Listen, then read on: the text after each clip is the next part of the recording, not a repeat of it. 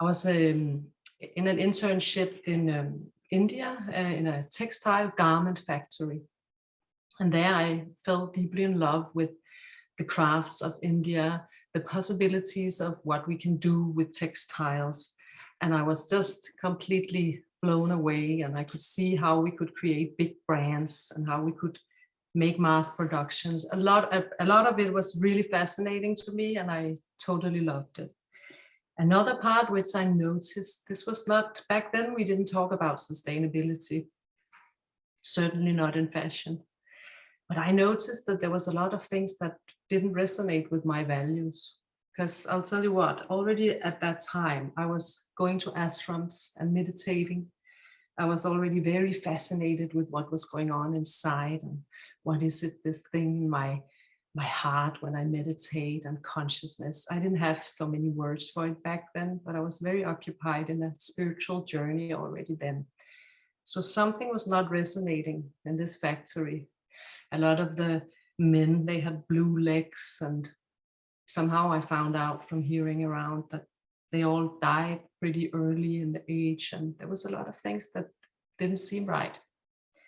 So I don't want to go into all the horrible things about the textile industry. We are here to feel good, not to feel sad. But it was kind of a motivation for me to really try to go into being a part of changing an industry that is the reason for why 70% of the groundwater in India is contaminated, why big parts of India have 60% of children born with handicaps, why we have 6,000 farmers suicides a year because they have gene manipulated the seeds, so they can't be doing what they did for thousands of years, being farmers and in sort of resonance with the nature. A lot of the biodiversity is completely another story. It's all not very good. And already when I was 19, I felt something is not right. And I made a pact with God. That's what I said. I said, I'm going to take part in changing this industry.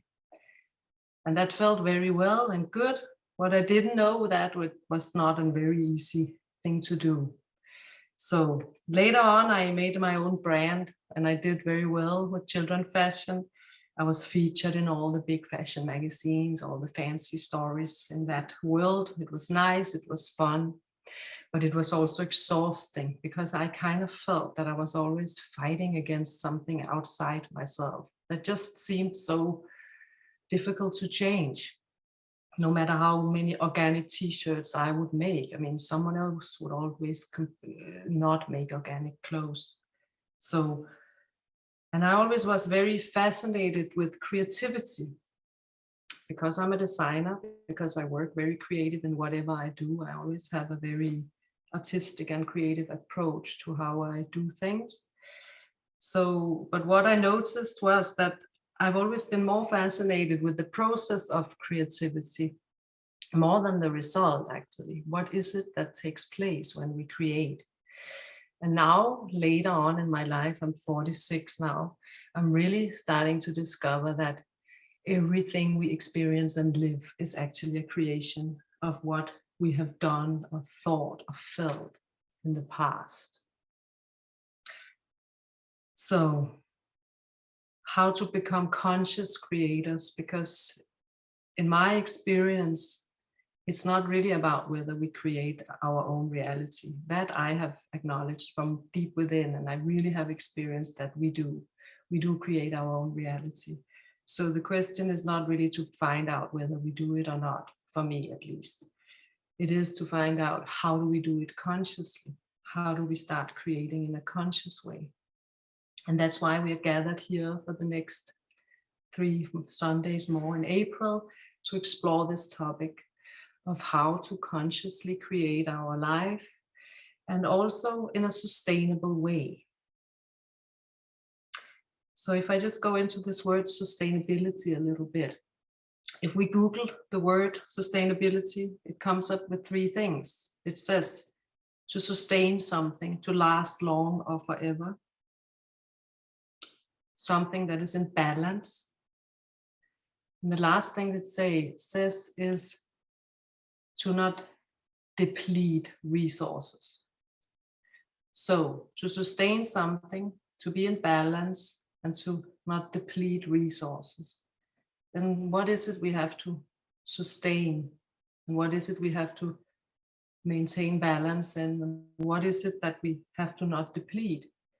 I would say that it's energy, because everything is made out of energy. Everything is energy. We are energy. Everything around us is energy. And this is not something really philosophical or mystical. Actually, even Einstein said it. I will read. Everything is energy. And that's all that there is to it. Match the frequency of the reality you want, and you cannot help but get that reality. It can be no other way. This is not philosophy. This is physics. And we all believe Einstein, I hope. He was saying that everything is energy. So if you match the energy that you want to experience, let's say I want to experience happiness. I cannot create happiness unless I'm in a happy state. So seeing back to the fashion industry, trying to create a change by sort of forcing, kind of pushy, because I really had to be very pushy in a competitive, highly competitive industry.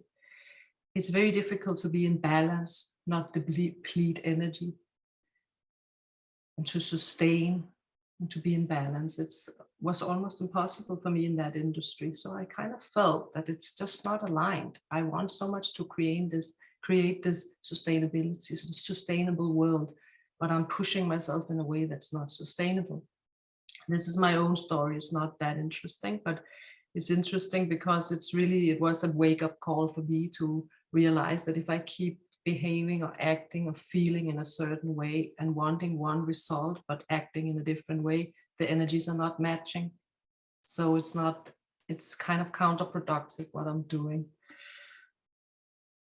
So back to this thing about energy. I'm going to do a little exercise with you. Let me just do one. The first exercise I want to do with you, because I think it's nice to be dynamic. We have to be not only just listening to me talking. I'd like to invite you all to close your eyes. And then take a deep breath.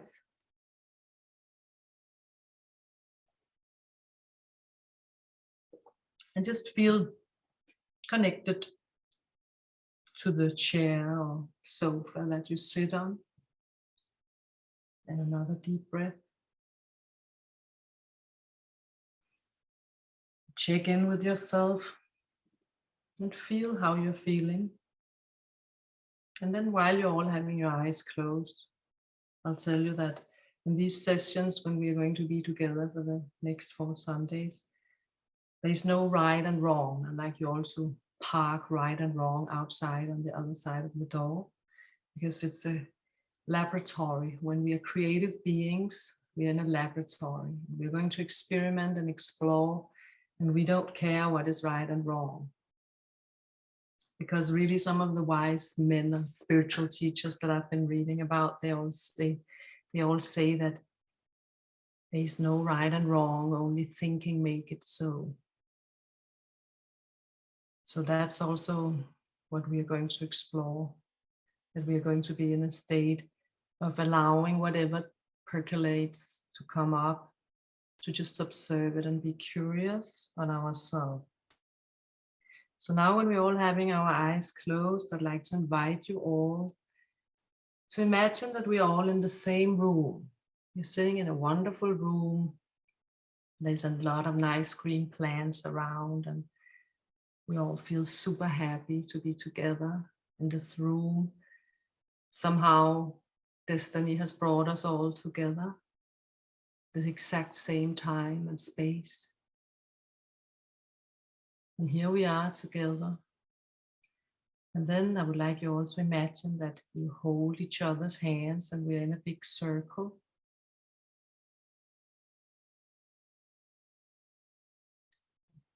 And connect yourself to your next door neighbor on right side, on left side. And check in with yourself. How does it feel to be connected to this neighbor of yours? Maybe it's someone you know, maybe you don't. Try to observe what it makes you feel like.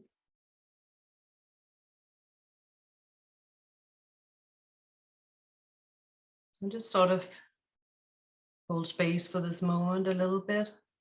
Stay together, interconnected. Because basically sustainability is all about being interconnected with nature, with each other, to discover from within that we are not treating nature nice or bad. When nature is suffering, it's because we are not honoring this deep, innate wisdom that we all have, that we are nature. We are nature. And then I would like you to stay in this space. We are feeling connected to each other. And then I'm going to ask a question for you to ask yourself. And this is not for me to hear it later or for anyone, it's only for yourself. Try to ask yourself, who am I?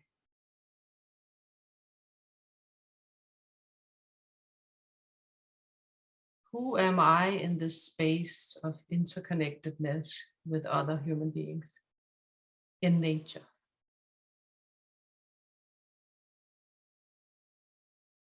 Be very honest and sort of pay attention to what came up as the first thing.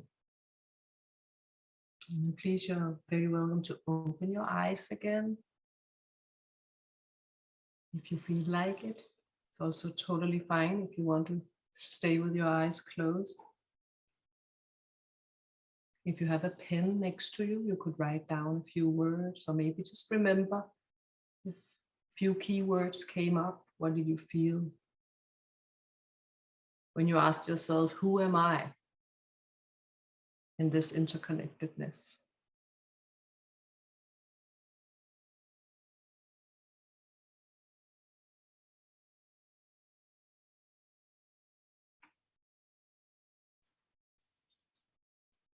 First time I did this exercise, this is a long time ago, I had a very interesting, or actually surprising thing that came up. I heard, I am nobody. And I was kind of surprised because thinking I'm nobody on a psychological level would not be very good. Kind of feel that I'm not really worthy, which has been a big issue in my life that I have struggled with, not feeling worthy, not feeling good enough. So I think high achievers like myself always suffer from this. At least a lot of us do, because we want to prove that we're good enough. So then we have to always push ourselves to the extreme. So I was puzzled over this, I'm nobody, because a part of me really liked it as well. Because being nobody is also a very good thing somehow for me, because I'm a spiritual seeker and the purpose in my life is really to become one with everything and kind of forget that I am different than anybody else. So there was a paradox for me in this experience, which was quite profound. That being nobody could both be a force, but also be my big challenge. So it's often like that in life, that a lot of the things that are our biggest wounds often can end up and turn into being our biggest tool, so to speak, or even become a purpose in itself. So there's so much talk about purpose, how to find your purpose and how to be purpose driven and what does it actually mean. For me, I'll say to all of you that right now I'm experiencing my purpose. I'm really enjoying this because my purpose is to assist other human beings in their journey towards becoming conscious creators. That's how sharp my purpose is written on a board right now. And it changes. It's changed a lot over the last years and probably will change, continue to change. But right now, my purpose is really to support other human beings in becoming conscious creators on their journey. I don't want anyone to become in a specific way. I don't believe in that. I believe we all have a very specific reason for coming here, and we all have a very specific purpose. We all came from the same source, maybe, and we all come from the same energy, but there's a very profound and deep meaning and truth hidden in discovering how important it is to honor our differences as well. So being spiritual means to search for the place inside where we are all united. Unity consciousness is also what we call this beautiful state of consciousness. But at the same time, in the unity, there is also some separatedness. As long as we are here on planet Earth, we have different purposes and different tools and different ways of being. And what is really interesting is to become more and more conscious about what is it I have in my toolbox. Because this thing we can call ego, which is this part in me where I feel separate from other people. I need this ego in my life. I needed to get up in the morning and meditate. I needed to do things. If I don't have an ego, I can't really do anything. So I'm not interested in getting rid of my ego. I am interested in becoming the manager over my ego. I'm interested in not having the ego running my life, but me running my ego, so to speak. It's like I have a toolbox with me, and if my tools are not sharp, I won't be able to build whatever I have to build. So the more I become familiar with myself, what is this ego? What is it? What does she like? What does she not like? Where does she feel strong? Where does she feel weak? The more I know myself in every single aspect, the better I am in not allowing this ego to run the show, so to speak. Another thing that is also really important is to become aware of our shortcomings and where we are good at something, because sometimes we can look at, this is also very important in business, which I'm very occupied with, how to be conscious in businesses. If I don't know in a team that right now maybe I should be quiet and let someone else speak, because this other person is more qualified, better, more skilled, have exercised these things far more than me. If I keep wanting to push forward and be the one taking charge on everything, it's not going to be very good for the group or for the team. At the same time, it's also not going to be very good if I keep quiet all the time, out of a lack of, coming from a lack of self-confidence, or because I'm afraid to say something wrong. That is also an unbalanced ego. If I don't step up and speak when I know that I know something, then I'm also not honoring this very beautiful thing that I did come here and have an ego to be used. So it's really important for me to emphasize that an ego is not something that we want to get rid of. It's something that we want to refine. And we can refine our ego with meditation, with awareness, with a mindful living where we always are attentive and pay attention, and we are aware of what we feel and think. And we're going to go a lot more into that next Sunday, when we are going to actually really deep go into what is this mind and how does it work. Today, it's really about finding out that we do have an ego. And there's a difference between an ego and my soul energy. So in this spiritual philosophy that I have studied a lot, we operate with 4 energy bodies. We have a lot of energy bodies, but we want to just focus on these 4, which is 3 actually enveloped in the 4th one, which is consciousness. So we have our ego, our mind, and our intellect. These are called the subtle bodies. Then we have also our real body. We cannot change our real body that much. We can gain weight and we can lose weight a little bit. We cannot grow another head or 2 new arms. That's not possible. The body is mortal. It has an expiry date. It's not going to be here forever. And then we have the soul, which is an immutable. It's somehow sustainable. It's always around. It's not dying when we die. And this soul is a very high frequent thing. I don't even know what to call it, a thing. The soul is really high frequent of joy and bliss. Some people say love. I even think that the word love is slightly bringing it down a little bit because we have so many ideas around love. So let's stay with joy and bliss. The soul is always in a state of joy and bliss. Even if we experience loss, if we have a business that go bankrupt, God forbid we lose, someone dies, or we're terribly sick, the soul doesn't get fat. The soul is always in a state of balance, joy, and bliss.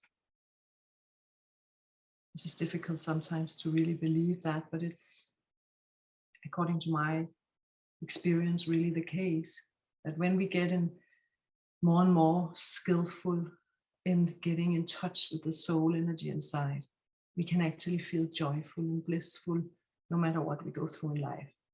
And I'm not saying this because I had an easy life. I actually did have quite a lot of challenges in my life. And I have really experienced that my soul is always happy, joyful, no matter what happens.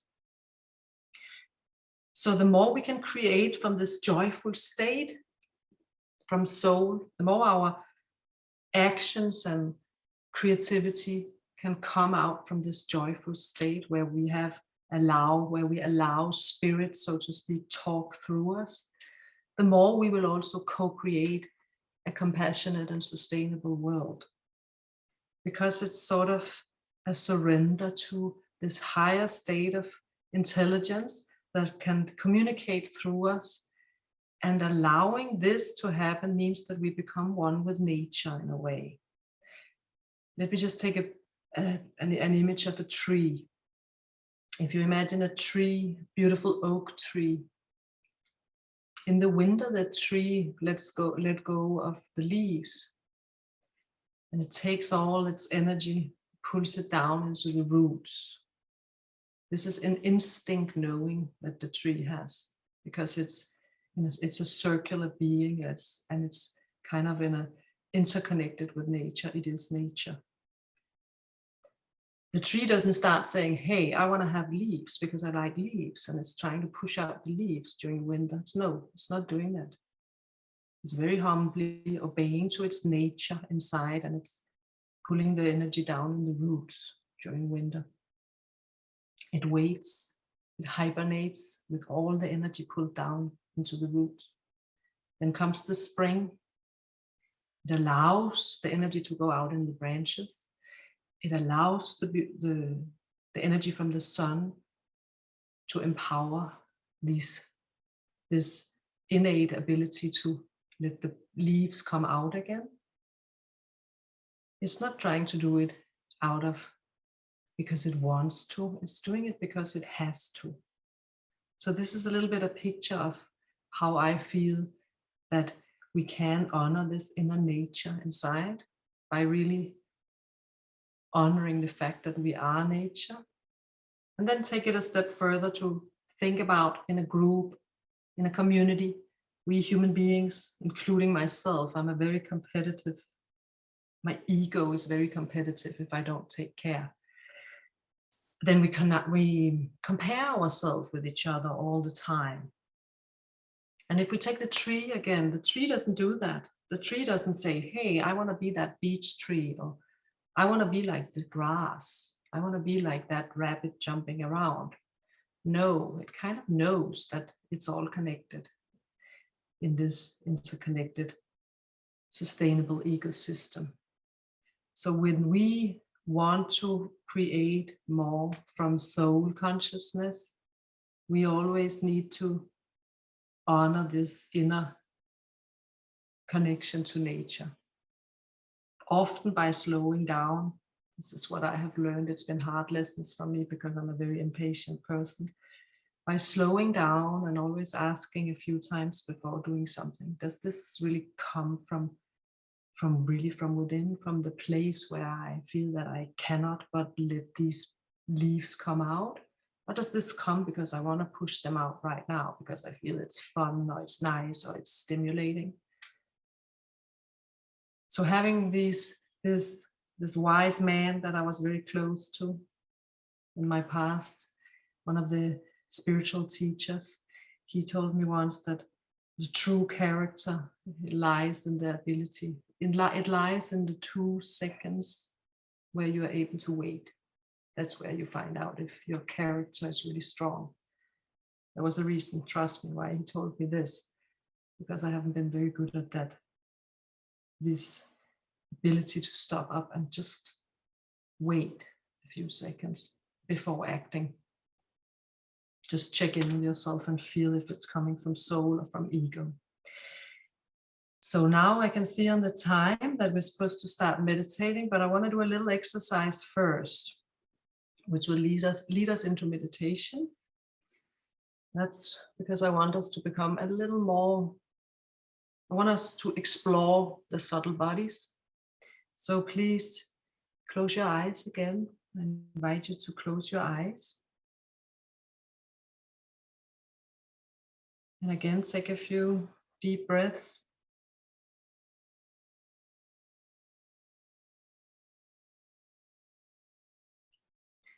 And this is because we want to start exploring how can we become better in knowing ourselves, knowing this ego, knowing these feelings and thoughts and in the mind and in the intellect. Because I'll tell you one thing, the intellect is where we take decisions. It's one of the most important faculties, specifically in a conscious life. If we want to live a conscious life, we need to be able to make conscious decisions. It's a discriminative faculty, not where we are able to say what is right and wrong as for everybody else, but where we are able to distinguish if we take the next step in alignment with our soul or in alignment with our ego and our senses, our kind of lower state of consciousness. And we cannot really distinguish if we don't know this. We need to make a lot of mistakes in life. And the more we make mistakes, the more we can become an expert on how to distinguish. So let's explore a little bit.